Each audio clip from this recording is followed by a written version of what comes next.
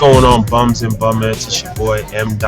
Former, which is main man Shermhead, bringing you your Smash Mouth Sports Talk Fantasy Football Cast Week 4 preview.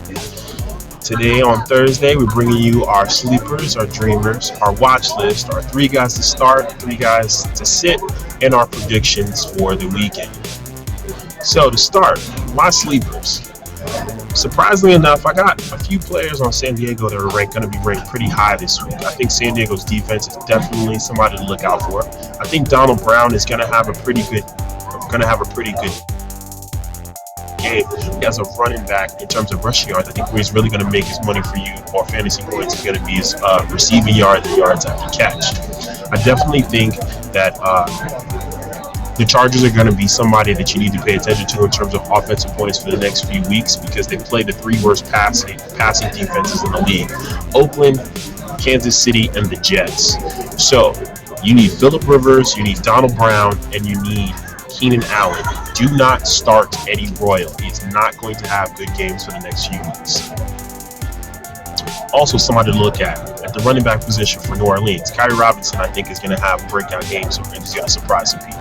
My dreamers: Charles Clay in Miami, Corey Fleener in Indiana, and Travis Cleese in Kansas City. I don't think this is going to be a good weekend for tight ends at all.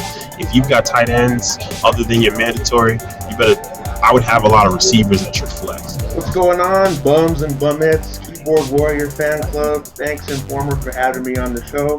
Week 4, here we go.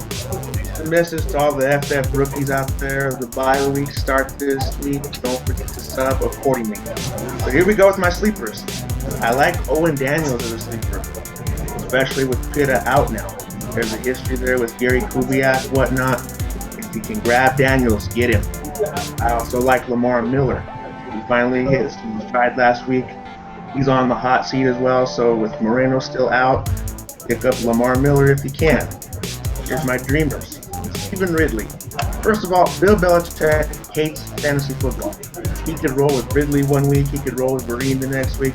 I would not start Ridley unless you had to, so start him with caution.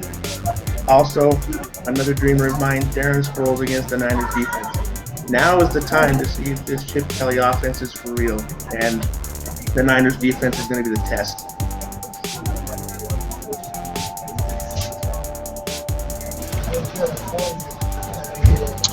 Now for my watch list. I think the wide receiver Kevin Benjamin in Carolina is definitely somebody that you need to look out for. I think Matt Asada, the running back in Minnesota, is definitely someone you got to look out for. And Chris Ivory, after his breakout game against the Bears, is definitely someone to look out for. Here's my watch list. Watch Brandon Marshall. I did not like that fall that he took in the Monday night game. Watch his status between now and Sunday. Jamal Charles is on my watch list again. Niall Davis has now had 2 good weeks as a starting running back. The Chiefs could rest their MVP if they wanted to for another week. Also, watch the Ravens backfield. Pierce started the rock carrying, then it was Forsett, now back to Pierce. Pierce gets hurt. We don't like committees in fantasy football, so watch the Ravens backfield. And watch Mike Glennon as well too if you need a quarterback. He's had some good starts last year, so I'm surprised McCown got to start ahead of him this year. Now it's a part of the portion that I like the most. 3 guys to start and 3 guys to sit. Start. I can't believe I'm saying this, but Ben Roethlisberger may be somebody you definitely want to start this week. I think this is the point in the season where Ben is going to start to kind of take off a little bit before he hits that late season plateau. Also, I think we've seen enough from Teddy Bridgewater in that very small sample size to say that he's for real. I would start Teddy Bridgewater this week. Also, I know that I went back and forth and I'm flip-flopping, but I think this is also a good week to start Antonio Gates. I can see him having a good game.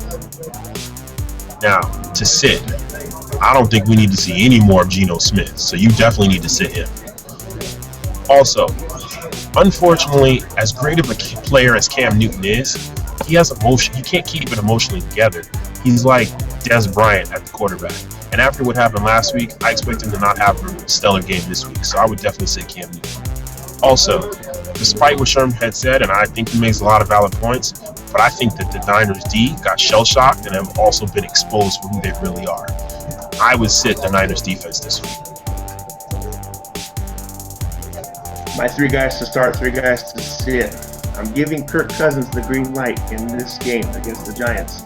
He's come off the bench pretty good for RG3. Washington may not be winning, but Cousins is getting the stats.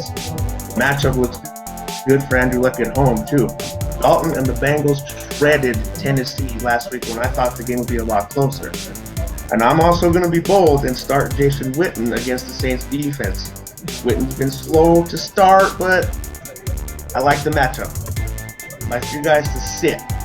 Don't start Blake Bortles just yet. There's a lot of people who are high on him, but I would look elsewhere, at least for this week. My guy to sit, I talked about him earlier, Bernard Pierce. I said start him last week, but with this injury and the committee thing going on in Baltimore, let's wait and see if a new starter comes forth. And I'm also going to sit Shane Vereen this week too. Chiefs are generous against the run, but we have no idea what Bill Belichick is going to do because remember, he hates fantasy football. Now, the predictions for the week 4. Team Dixon is going against San Diego Spartans. Now, I think my Spartans are going to put some points up. But I got a feeling my defense is going to let us down this week, and I just really feel like this is the week that I'm going to pay for rolling the dice a little bit because I'm not starting T.Y. Hilton. I'm going to go with Michael Crabtree because I think he's going to get in the flow of the game. But I do think that Dixon's going to get the best of me. And I think what is really going to come down to, especially if Teddy Bridgewater plays, is Cordell Patterson. I expect him to have a phenomenal game coming off last week. Now, you also got Team Poku going against Uncle Rico. I'm picking Team Poku. I think they're just going to squeak it out. I think that this is going to be a low-scoring week for a lot of us.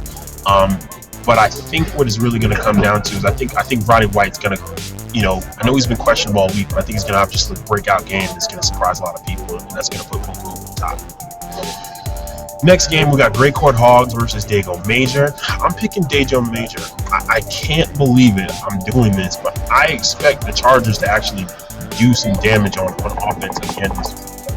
And I think Phillip Rivers is going to have a great passing day, which is going to, over Greycourt's, I believe they have Cam Newton. But I also think that Dago Major has some big play wide receivers. I think they got some explosive guys in wide receiver that's going to make all the difference. Also, we got Fuck Your Team Raider Nation going against. We got Fuck Your Team Raider Nation going against General Zoe's Porky's Revenge, and I think Porky is going to stomp a mudhole in Raider Nation. Levon Big has a lot of guys on his bye week that are still in the game for some reason. Hopefully he'll watch this and he'll make some adjustments. But I think that Zoe's got the firepower to take care of business this week. Now, as usual, we got one. Always keep one left as my upset special. Rollout Mitchell can't get into his account, so he still has Robert Griffin III playing a quarterback, and he still got Ray Rice at his flex.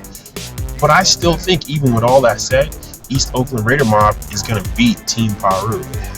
They've got some missing pieces in some crazy places, but they still have some pretty explosive weapons that are starting. And I think that Piru just has a lot of guys that just are going to have marginal games, and it's not going to be enough. And I can still see them winning their game by 10 points. So, there you have it. Those are our sleepers. Those are our dreamers. Those are 3 guys to sit, 3 guys to play. You also have some pretty good guys you need to consider to have on your watch list. I think the watch list is going to play a really important role in the next couple of weeks because injuries and stupidity seem to be taking down our running backs and tight ends. Well, there you guys have it. Tune in next Tuesday to see if we were right. As usual, we love you guys. Fuck your teams, and we're out.